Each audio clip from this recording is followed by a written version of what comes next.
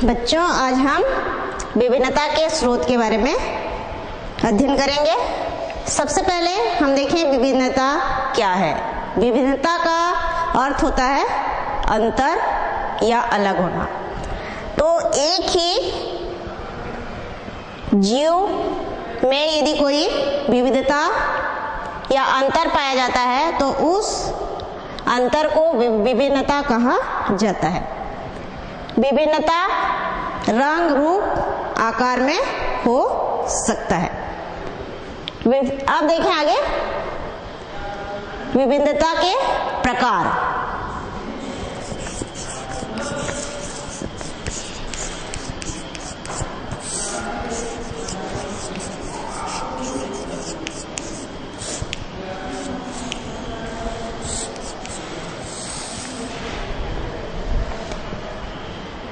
विभिन्नता के प्रकार। विभिन्नता जो है 4 प्रकार का होता है। पहला कायिक विभिन्नता, दूसरा जननिक विभिन्नता, तीसरा सतत और असतत विभिन्नता और चौथा है स्वतंत्र विभिन्नता। तो पहला विभिन्नता है कायिक विभिन्नता।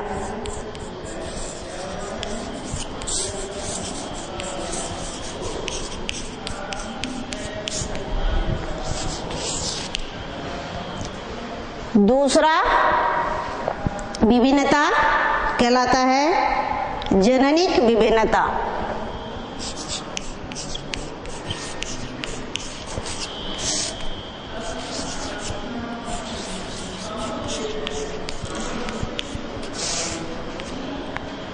तीसरा विभिन्नता है सतत तथा असतत विभिन्नता।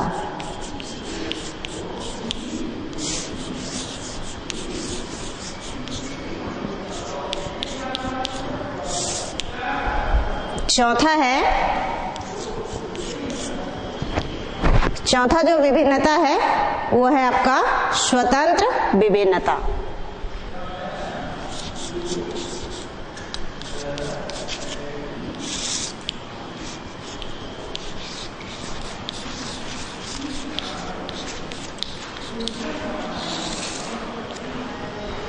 तो सबसे पहले कायिक विभिन्नता क्या होती है वो देखें। कायिक विभिन्नता कायिक कोशिकाओं में होती है और ये वंशागत नहीं होती, अर्थात जीव में जिस जीव में ये पाई जाती है उस जीव की मृत्यु के पश्चात वहीं समाप्त हो जाती है। जैसे कि लोहार का हाथ मजबूत होता है लेकिन उसके बच्चों का हाथ मजबूत नहीं होता। तो जैसे लोहार की मृत्यु हो जाती है तो वो विविधता जो है वहीं पे समाप्त हो जाती है। इस प्रकार की विविधता कहलाती है कायिक विभिन्नता। दूसरी विभिन्नता है जननिक विभिन्नता, जो आनुवंशिक कारणों से होता है। अर्थात डीएनए की संरचना यदि परिवर्तित हो जाती है तो जीवों के लक्षण भी क्या हो जाते हैं, परिवर्तित हो जाते हैं। और ये परिवर्तित लक्षण एक पीढ़ी से दूसरी पीढ़ी में वंशागत होते हैं और ये वंशागत होने वाले लक्षण धीरे धीरे एक नए लक्षण का रूप ले लेते हैं जिससे नए जीवों की उत्पत्ति होती है। तो ये हुआ आपका जननिक विभिन्नता जो आनुवंशिक कारणों से होता है। तीसरा प्रकार है सतत तथा असतत विभिन्नता।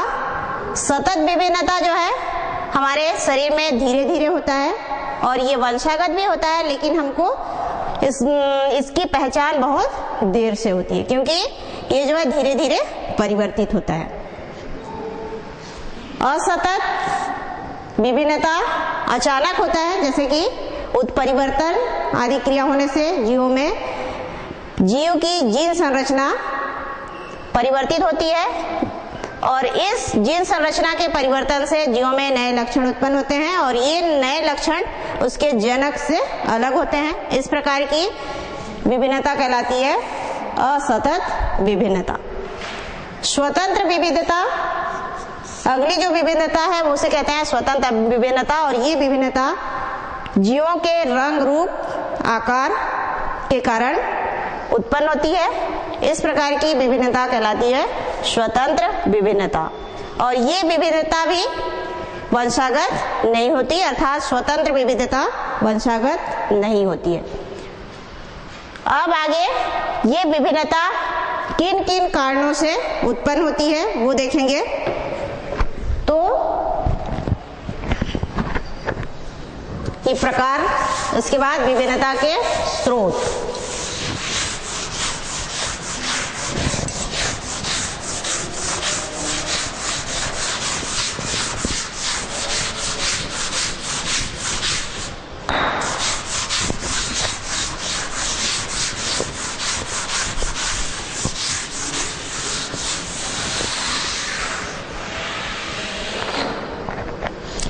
विभिन्नता जो है दो कारणों से हो सकता है या दो स्रोतों से हो सकता है। पहला वातावरणीय दशा,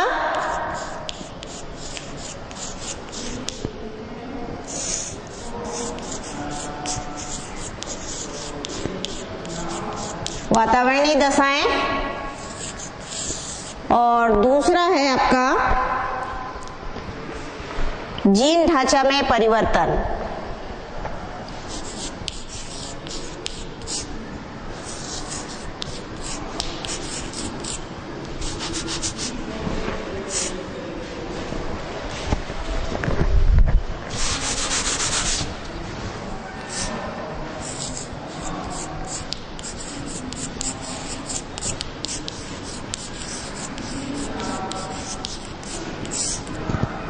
जीन ढांचा में परिवर्तन दो प्रकार से होगा या दो प्रकार से होता है।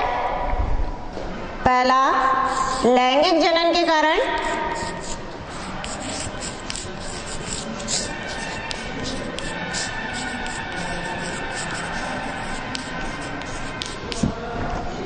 और दूसरा है उत्परिवर्तन के कारण।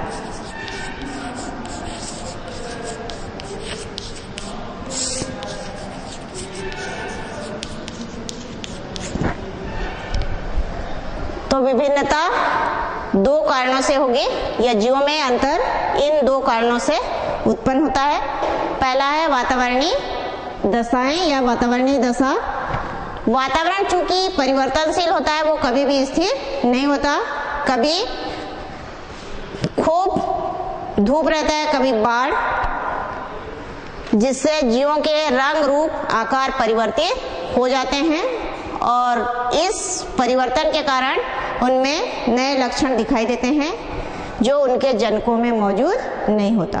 तो इस प्रकार वातावरण भी विभिन्नता के लिए जिम्मेदार होता है या वातावरणीय परिस्थितियां जीवों में अंतर उत्पन्न करने के लिए जिम्मेदार होते हैं।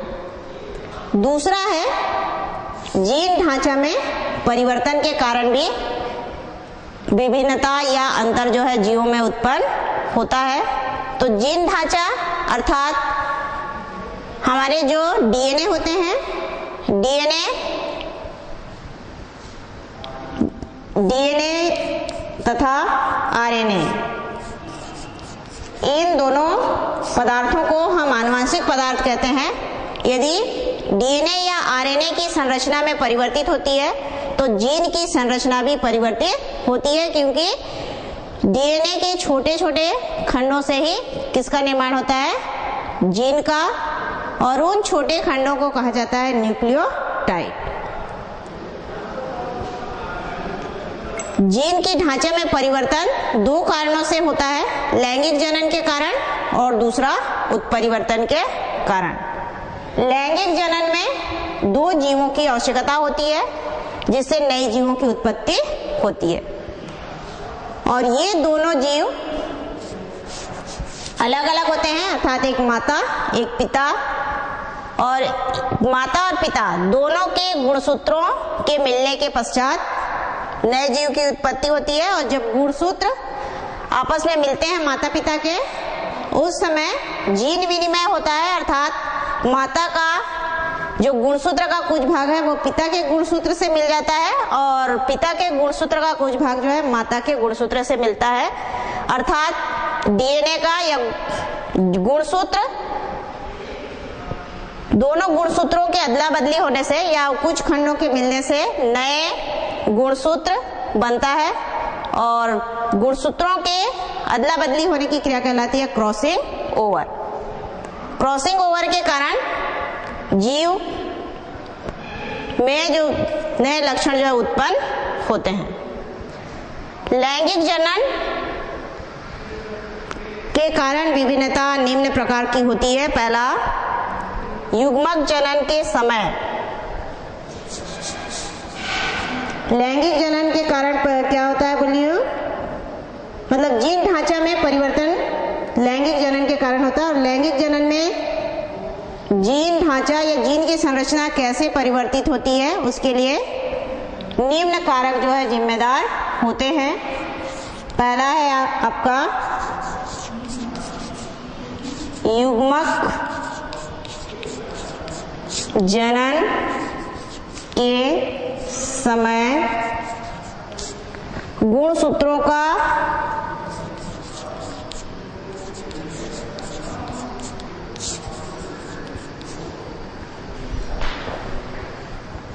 अनियमित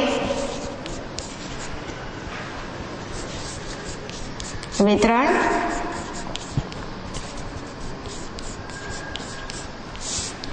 अर्थात जब युग्मक जनन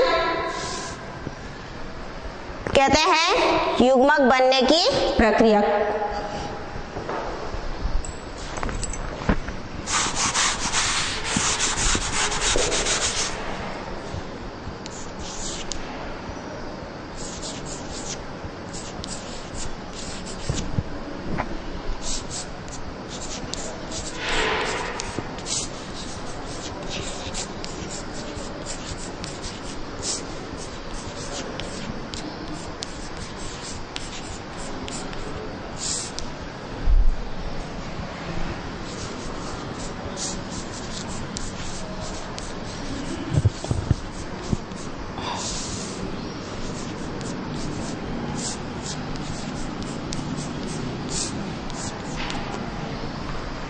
युग्मक जनन कहा जाता है युग्मक के निर्माण को।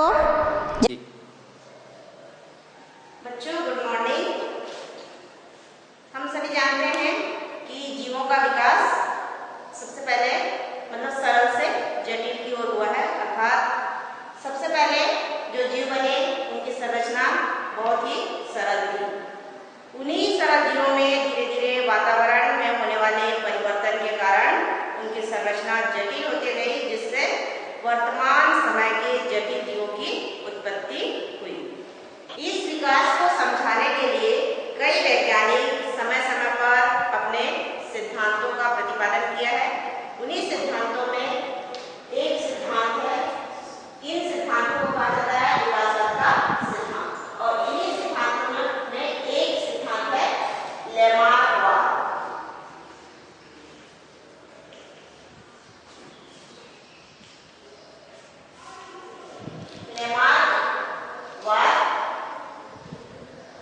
लेमार्कवाद को प्रतिपादित करने वाले वैज्ञानिक हैं जीन बैप्टिस्टे डी लेमार्क। इन्होंने ये एक फ्रांसीसी दार्शनिक थे और लेमार्क ने सर्वप्रथम विकास को समझाने का प्रयास किया था और उन्होंने अपने मत को एक पुस्तक जिसका नाम है फिलॉसफिक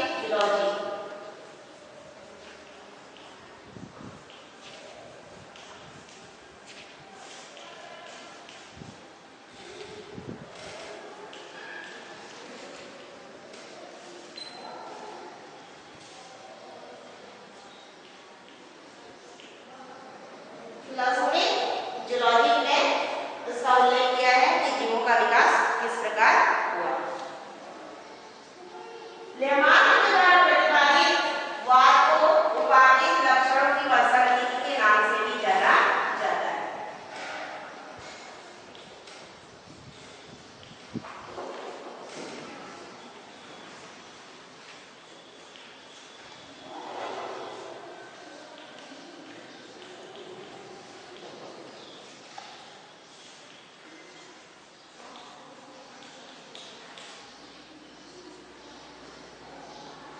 उपाधिक लक्षणों की वंशागति इसलिए कहा जाता है क्योंकि इसमें जीवों के द्वारा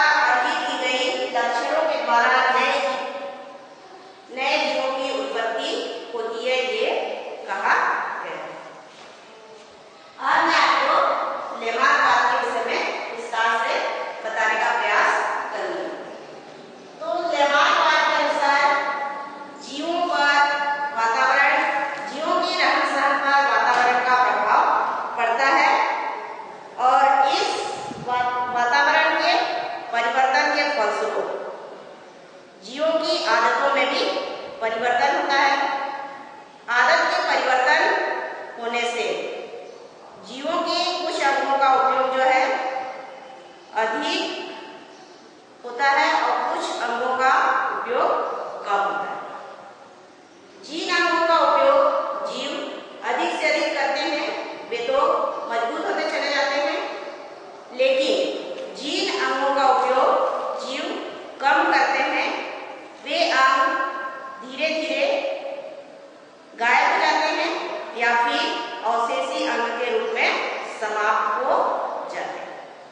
तो जिन अंगों का उपयोग जीव अधिक से अधिक करते हैं वे अंग क्या होते हैं, क्रमशः मजबूत होते चले जाते हैं और जिसके फलस्वरूप जीवों में कुछ नए लक्षण, नए आदत और नए अंगों का विकास होता है।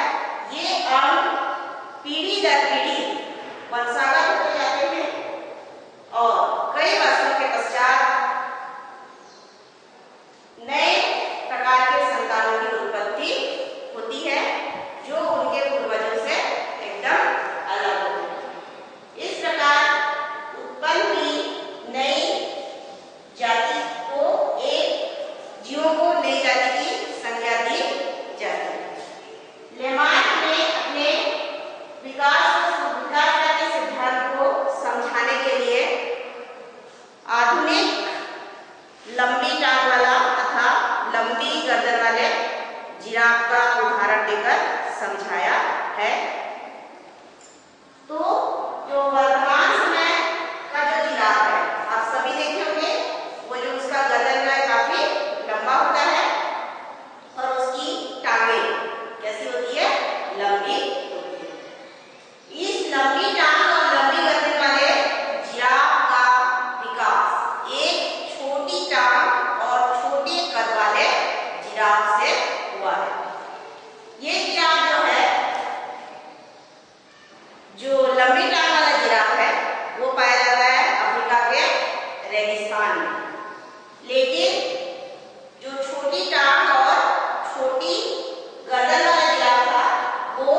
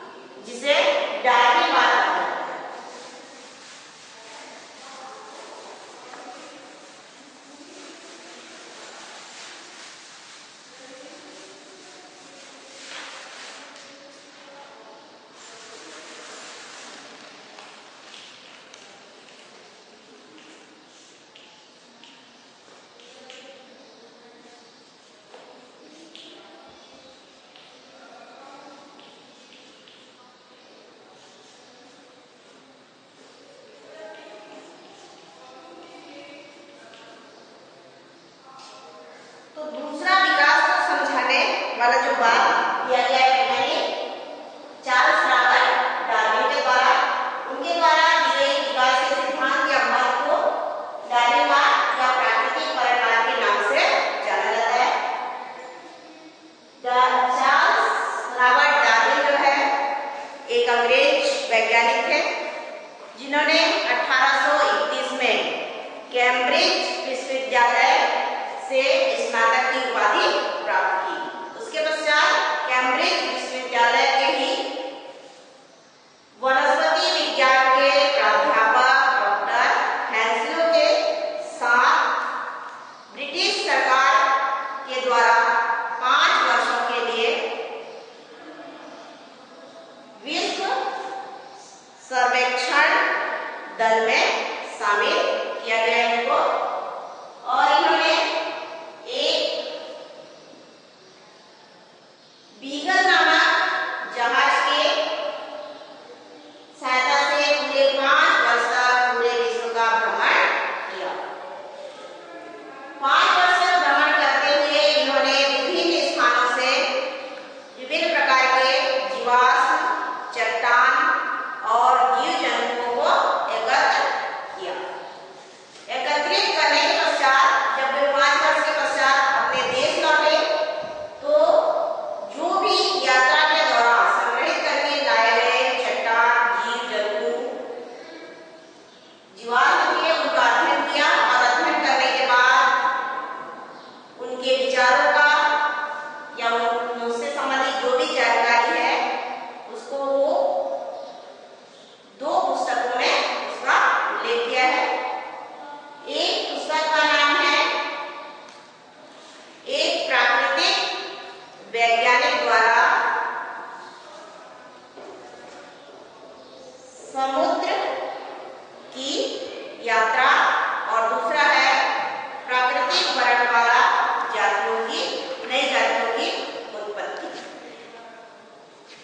इन 2 पुस्तकों के माध्यम से डार्विन ने अपने अनुभवों को विश्व के सामने प्रकाशित किया या विश्व के सामने लाने का प्रयास किया।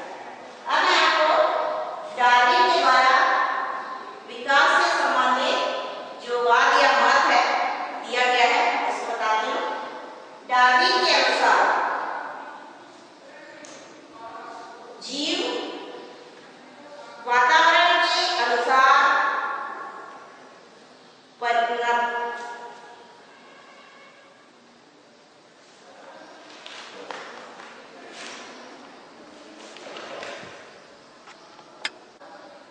डार्विनवाद के अनुसार जीव अपने आप को वातावरण के अनुकूल बनाकर जीवित रहते हैं और संतानों को उत्पन्न करते हैं।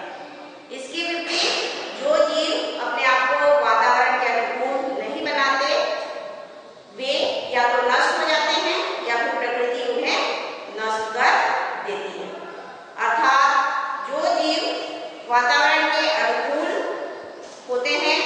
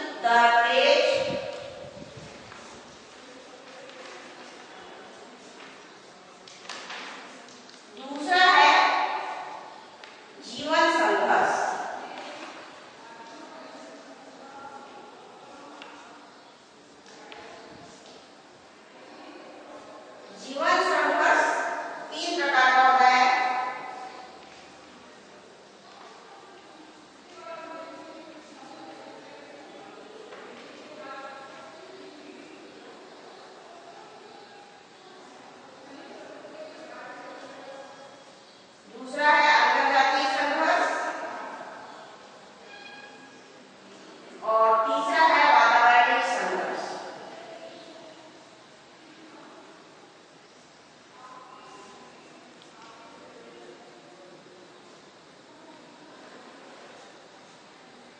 तीसरा जो पॉइंट है वो आपका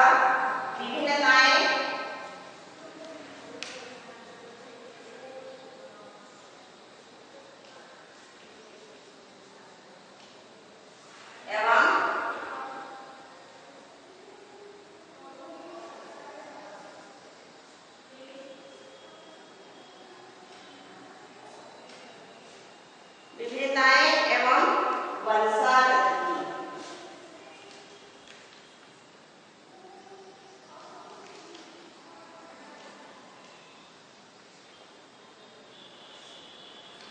चौथा पॉइंट है समर्थ का जीवत्व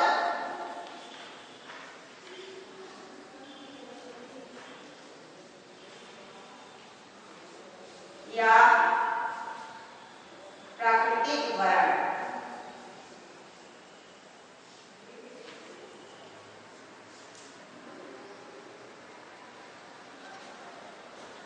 पांचवा बदलते परिवेश के प्रति अनुकूलन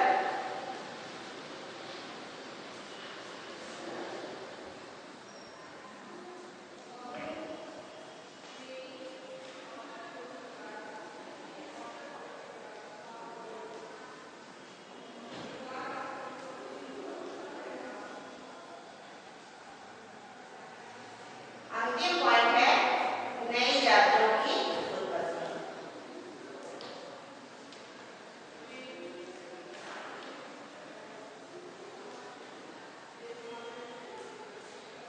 तो ये कुछ बिंदु हैं जिसके आधार पे हम डार्विनवाद की व्याख्या करेंगे।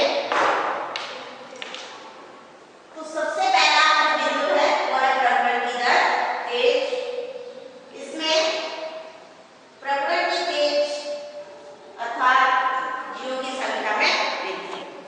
जितने भी जीव हैं प्रकृति में वे सभी जीवों में अनिवार्य रूप से प्रजनन का गुण पाया जाता है, जिससे वे अपने संतानों को जन्म देते हैं और प्रकृति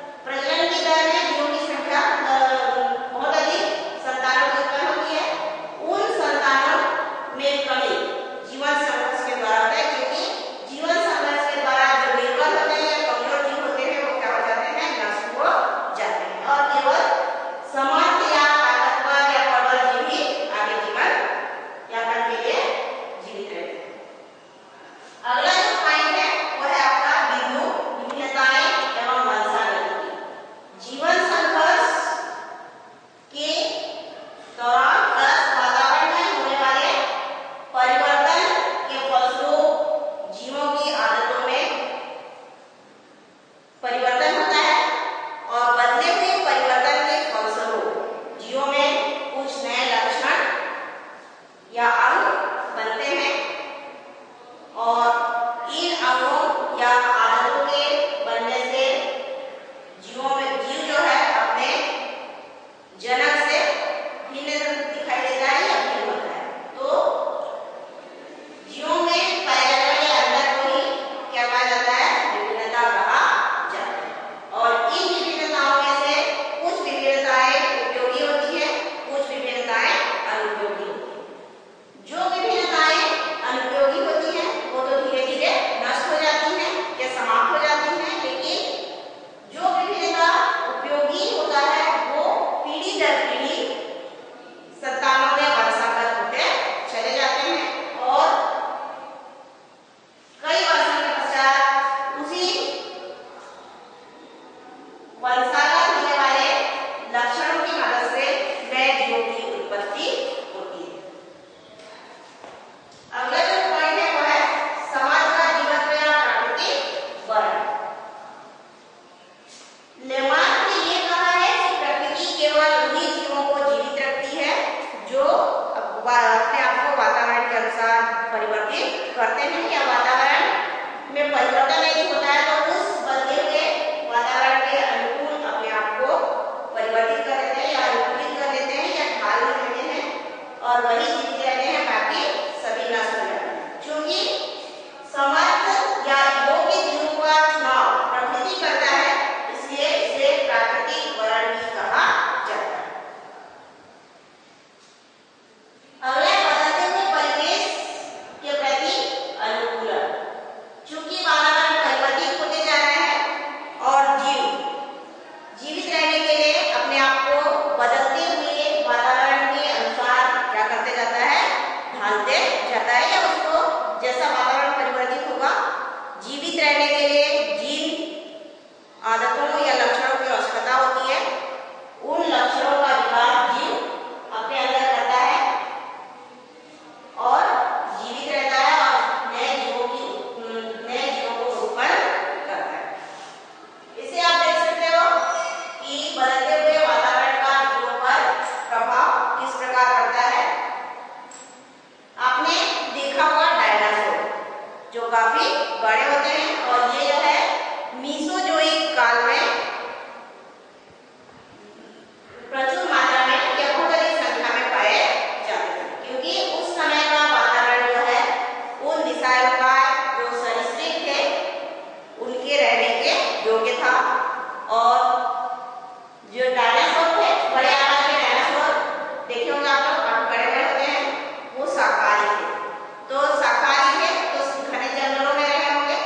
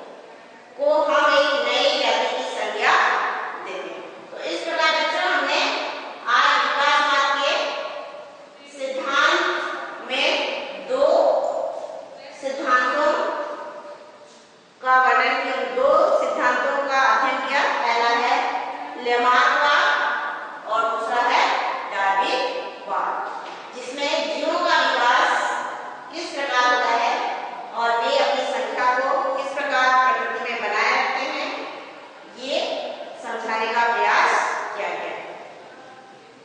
धन्यवाद। इसमें नर और मादा अलग अलग युग्मकों का निर्माण होता है। जब युग्मक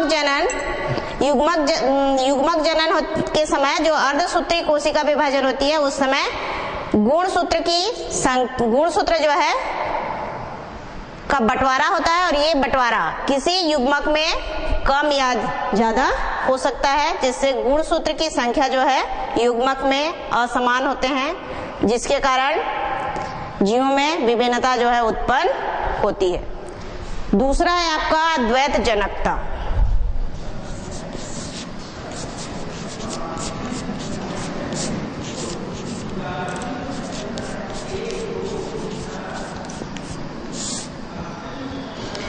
द्वैत जनकता का मतलब है कि हम अपने माता पिता या अपने पूर्वज जो भी होते हैं उनके जैसे दिखाई देते हैं। ये क्यों होता है? जनकों से जो लक्षण प्राप्त होते हैं उनमें से 1/2 जो है 1/2 भाग जर्म प्लाज्म या जनन कोशिका का कुछ गुण उनके दादा दादी से प्राप्त होता है।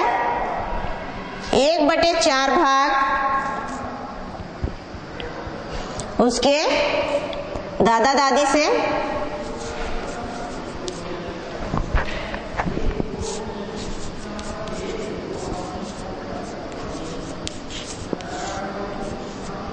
और 1/8 भाग जो है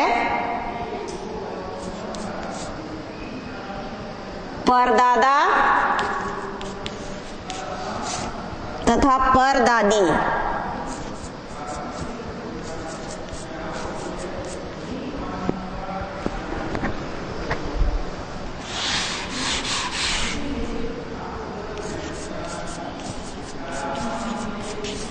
परदादी से प्राप्त होता है। इस प्रकार हम लोग देख रहे हैं कि हमारे माता पिता से जो गुण हमें प्राप्त होते हैं उनमें से केवल हमारे माता पिता के गुण ही नहीं रहते, उसमें हमारे दादा दादी, नाना नानी और परदादा परदादी का भी गुण मौजूद होता है, जिसके कारण संतान जो उत्पन्न होते हैं वे उनके जनक अर्थात माता पिता से अलग दिखाई देते हैं।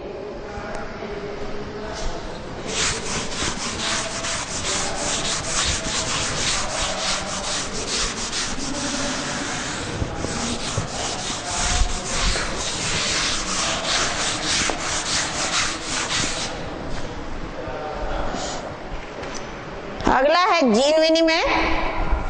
जीन विनिमय भी जीवों में विभिन्नता उत्पन्न करने के लिए जिम्मेदार होता है।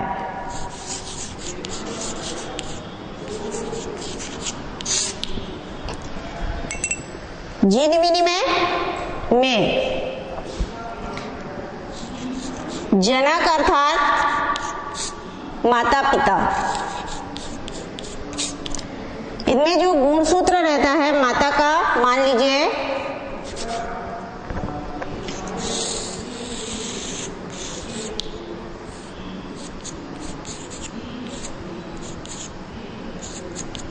माता का गुणसूत्र है, उसमें डीएनए या जीन खंड के रूप में A, B, C, D, E nucleotide मौजूद है। उसी प्रकार पिता का जो गुणसूत्र है उसमें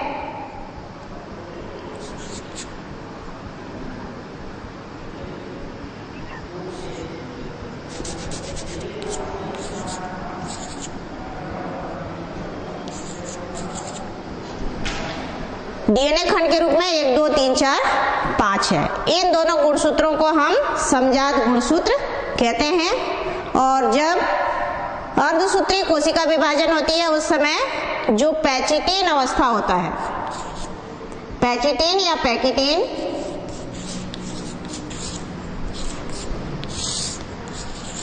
अर्धसूत्रीय विभाजन की पैकेटिन अवस्था में ये दोनों समजात गुणसूत्र के डीएनए एक दूसरे से एक्सचेंज होते हैं या गुणसूत्रों का अदला बदली होता है। वो कैसे होता है इसको मैं आपको डायग्राम्स के माध्यम से समझाती हूँ।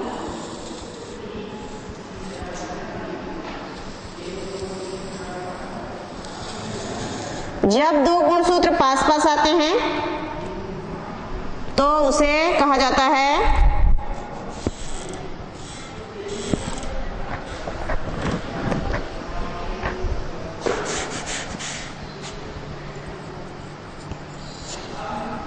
सिनेप्सिस।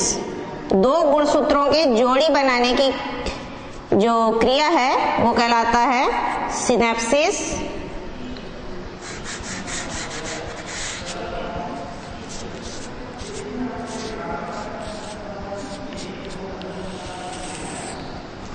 और दूसरे में है 1 2 3 4 5।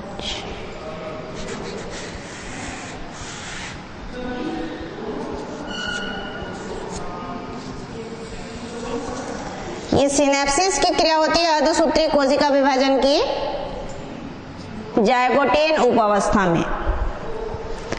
उसके बाद जायगोटीन उपावस्था कंप्लीट होने के पश्चात ये दोनों गुणसूत्र जो कि आपस में जुड़े हुए हैं वे एक दूसरे से प्रतिकर्षित होते हैं या अलग होने लगते हैं, और अलग होते समय वो एक दूसरे से कुछ स्थानों में जुड़े हुए होते हैं।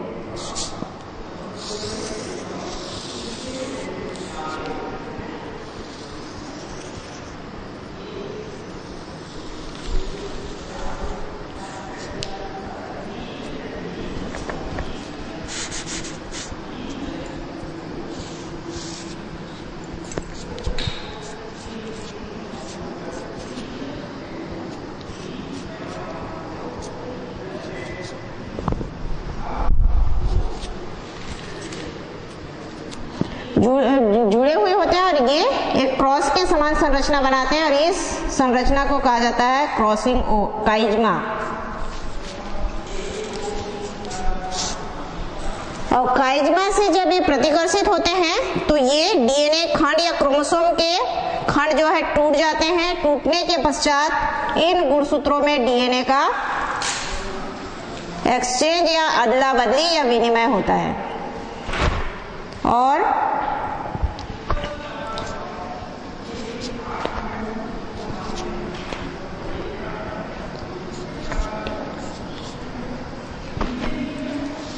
हमको दो नए समजात क्रोमोसोम क्रॉसिंग ओवर या जीन विनिमय के बाद प्राप्त होते हैं।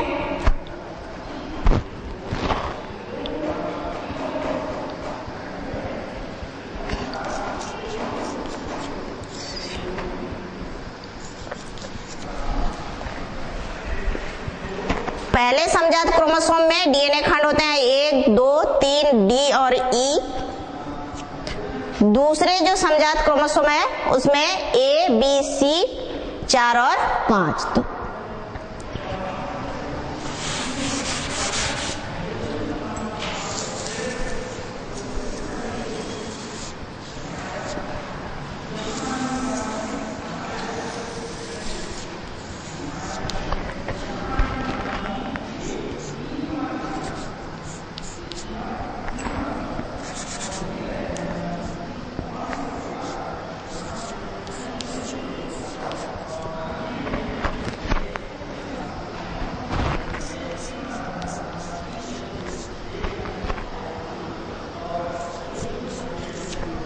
ठीक है, क्रॉसिंग ओवर के पश्चात इस प्रकार के हमें समजात क्रोमोसोम मिलते हैं। और आप लोग देख रहे हो ये जो दो क्रोमोसोम या गुणसूत्र मिले हैं वो उनके जनकों से अलग हैं।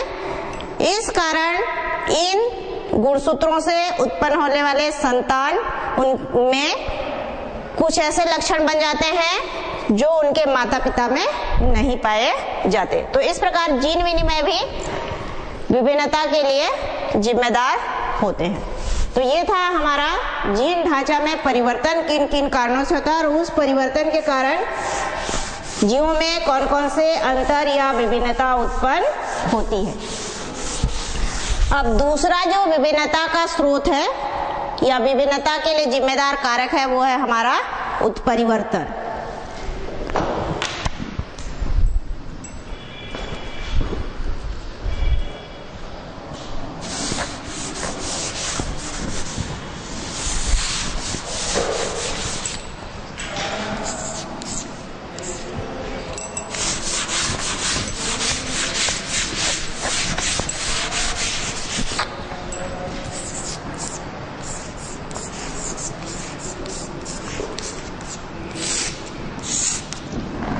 उत्परिवर्तन एक ऐसा परिवर्तन है जो जीवों में अचानक होता है। जीवों में अचानक होने से डीएनए या जीन की संरचना परिवर्तित हो जाती है और जीन की संरचना परिवर्तन होने के कारण जीवों में नए लक्षण उत्पन्न होते हैं। अर्थात जब भी उत्परिवर्तन की क्रिया होगी जीवों में नए लक्षण उत्पन्न होते हैं, क्योंकि जीन की संरचना क्या हो जाती है, परिवर्तित होती है। इसलिए जब कभी भी जीवों में उत्परिवर्तन की क्रिया होगी उसमें जीवों में नए लक्षण जो है उत्पन्न होते हैं और ये नए लक्षण उसके जनक अर्थात माता पिता से अलग होते हैं और ये भिन्नता ही उनके जनक और उनके संतानों के बीच में अंतर के लिए जिम्मेदार होते हैं।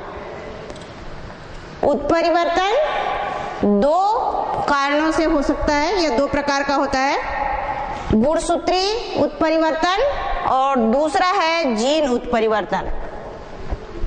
उत्परिवर्तन कितने प्रकार का होता है, दो प्रकार का। पहला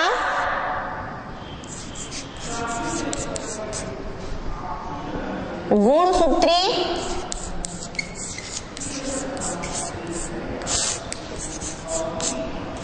उत्परिवर्तन और दूसरा है आपका जीन उत्परिवर्तन।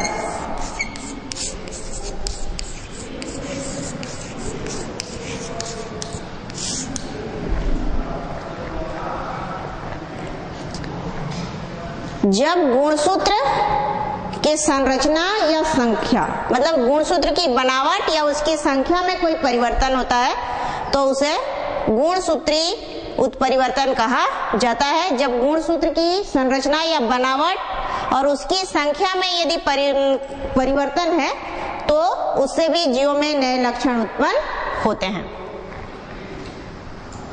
तो जैसे कि मैंने कहा कि गुणसूत्री उत्परिवर्तन दो प्रकार का होता है, दो प्रकार से होता है। एक तो उसकी संख्या में परिवर्तन के कारण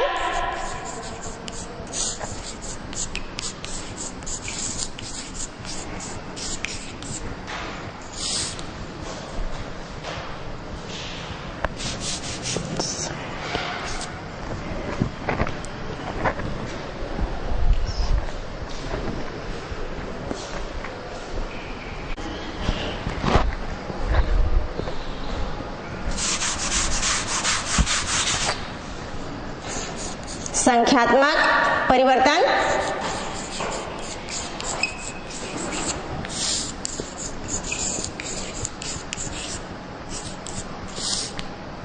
संख्यात्मक परिवर्तन में गुणसूत्र की संख्या परिवर्तित हो जाती है।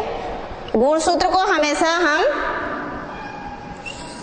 सेट में लिखते हैं 2n, ये एक गुणसूत्र का सेट है।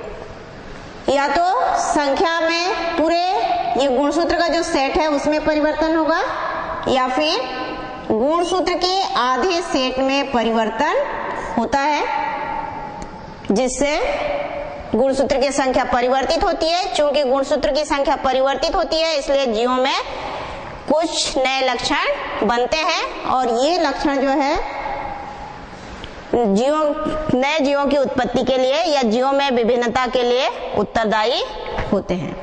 अब अगला है संरचनात्मक गुणसूत्र की संरचना में परिवर्तन।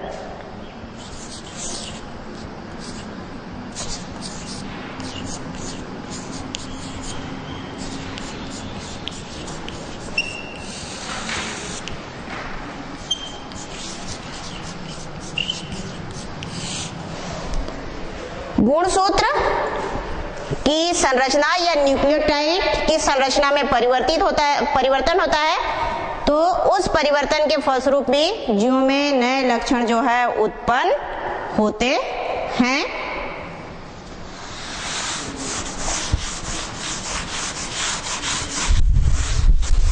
अब अगला जो उत्परिवर्तन है वो उत्परिवर्तन कहलाता है जीन उत्परिवर्तन। जीन की संरचना अर्थात डीएनए की संरचना यदि परिवर्तित हो जाती है तो उसे जीन उत्परिवर्तन कहा जाता है। जीन उत्परिवर्तन के फलस्वरूप जीवों में हमेशा नए लक्षण बनते हैं, क्योंकि डीएनए की संरचना परिवर्तित हो जाती है। डीएनए की संरचना परिवर्तित होने से जीवों में नए लक्षण बनते हैं, जिससे संतान अपने जनक से अलग दिखाई देता है। जीन उत्परिवर्तन दो प्रकार का होता है। पहला है त्वरित जीन उत्परिवर्तन,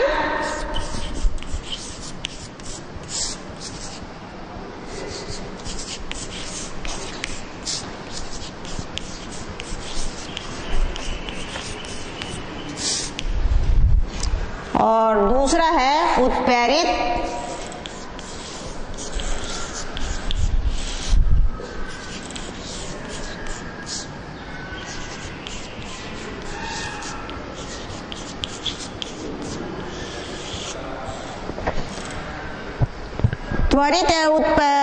त्वरित जीन उत्परिवर्तन में जीन की संरचना वातावरणीय कारणों या दशाओं से प्रभावित होती है और उसकी संरचना परिवर्तित हो जाती है। जो वातावरणीय दशा है या वातावरणीय कारक हैं जिससे जीन की संरचना परिवर्तित होती है, तो उस उत्परिवर्तन को कहा जाता है त्वरित जीन उत्परिवर्तन, या प्रकृति में अपने आप यदि जीन की संरचना परिवर्तन हो तो उसे त्वरित जीन उत्परिवर्तन कहा जाता है। और यदि किसी उत्प्रेरक जैसे कि एक्स किरण हुआ, अल्ट्रावायलेट हुआ या गामा किरण हुआ, इनके कारण जीन की संरचना परिवर्तित होती है तो उसे उत्प्रेरित जीन उत्परिवर्तन कहा जाता है। जीन उत्परिवर्तन से नए लक्षण बनते हैं क्योंकि जीन की संरचना परिवर्तित हो जाती है। तो इस प्रकार हम विभिन्नता के स्रोत कौन कौन से हैं और ये विभिन्नता किस प्रकार से उत्पन्न होते हैं और नए जातियों के विकास में किस प्रकार अपनी भूमिका अदा करते हैं, इसे देखा। अब आगे देखेंगे ये सब टॉपिक्स जो है हम पढ़ रहे हैं विकासवाद के सिद्धांत।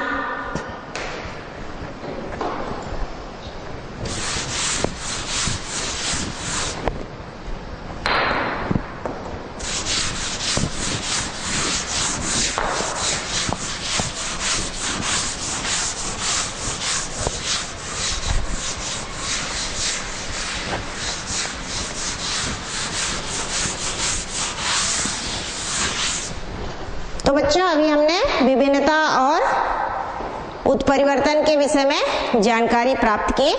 विभिन्नता किसे कहते हैं? तो एक ही जीव में पाए जाने वाले अंतर को क्या कहा जाता है? विभिन्नता कहा जाता है।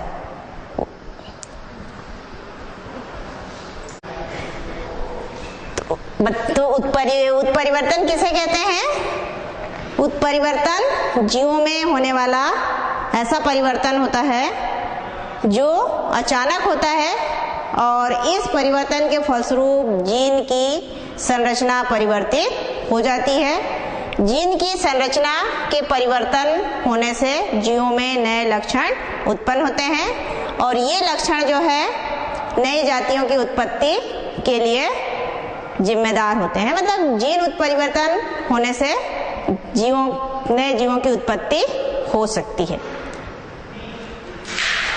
तो आज आपने विभिन्नता और उत्परिवर्तन के बारे में जानकारी प्राप्त की। विभिन्नता किन किन कारणों से उत्पन्न होता है, उत्परिवर्तन क्या होता है, उत्परिवर्तन के कारण कौन कौन सी लक्षण या परिवर्तन होता है, इन सब के बारे में जानकारी प्राप्त की। आज का पाठ यहीं समाप्त होता है। धन्यवाद।